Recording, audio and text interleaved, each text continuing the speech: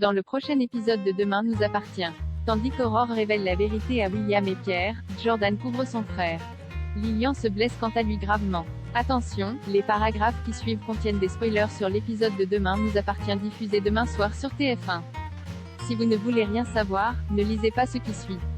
Mardi 11 janvier dans Demain nous appartient.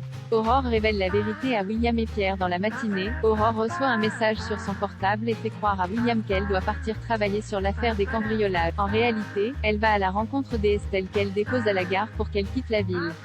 Lorsqu'Aurore lui remet une enveloppe d'argent pour le service qu'elle lui a rendu, Estelle exige le double, sans quoi elle racontera tout à ses collègues. Cependant, la policière a tout prévu.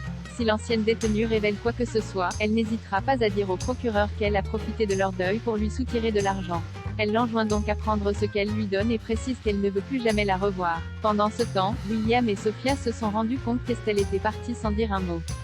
Une attitude qui ne surprend guère Pierre qui clame une fois de plus qu'elle n'est pas sa fille. Pour tirer cette affaire au clair, le docteur Denier laisse un message à sa femme en lui demandant de le rappeler au plus vite. De son côté, Aurore rejoint Zoé à sa planque. Maintenant qu'elles sont seules, Zoé aimerait savoir pourquoi elle a fait passer Estelle pour sa sœur. En apercevant sa sœur au cimetière, Aurore a eu un flash. En effet, les initiales AL, utilisées par le voleur de tableaux, signifient Arsène Lupin. Un jeu auquel elles jouaient ensemble étant petites.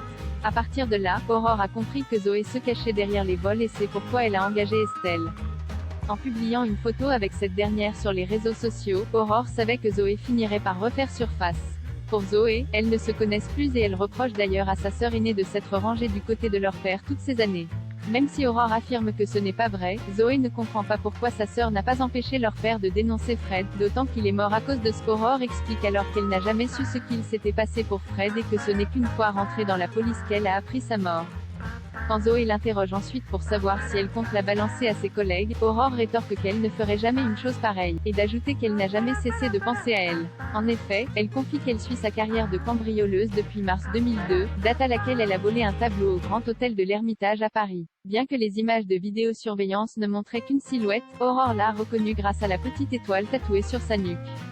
Juste après, Zoé met fin à leur conversation en prétextant avoir beaucoup de choses à faire.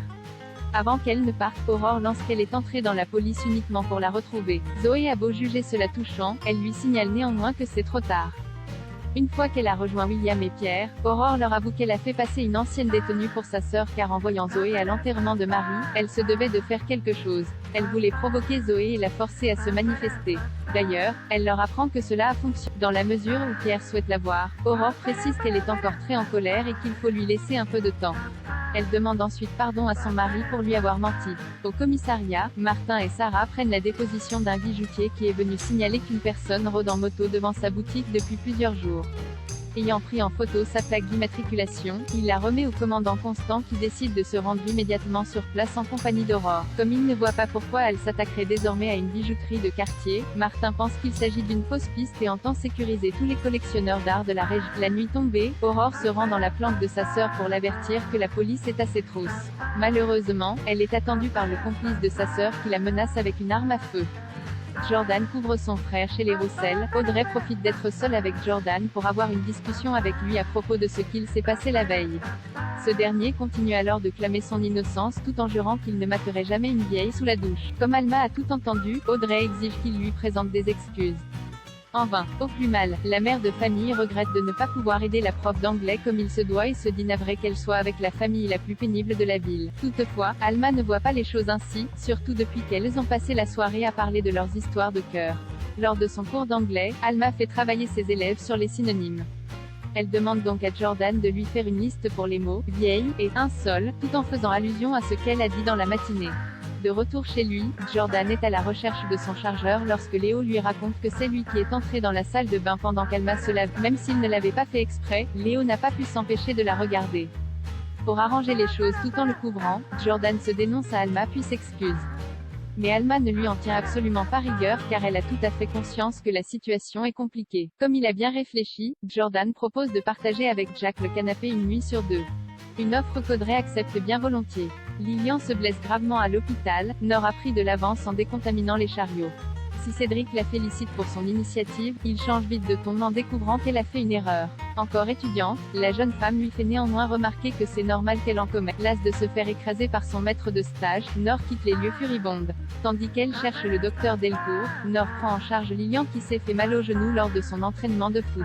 Plus tard, Renaud annonce à Lilian qu'il a certainement une rupture des ligaments croisés et qu'il va devoir être opéré. En voyant ses chances de devenir footballeur professionnel s'envoler, Lilian accuse le coup. Nord lui signale alors qu'il a les qualités d'un vrai sportif puis l'encourage à s'accrocher et à ne rien lâcher. Non loin de là, Cédric informe sa femme que leur fils va sûrement devoir arrêter de jouer au foot. Si le diagnostic est confirmé, ils savent qu'ils devront donc être derrière lui. De son côté, Nord surprend leur conversation.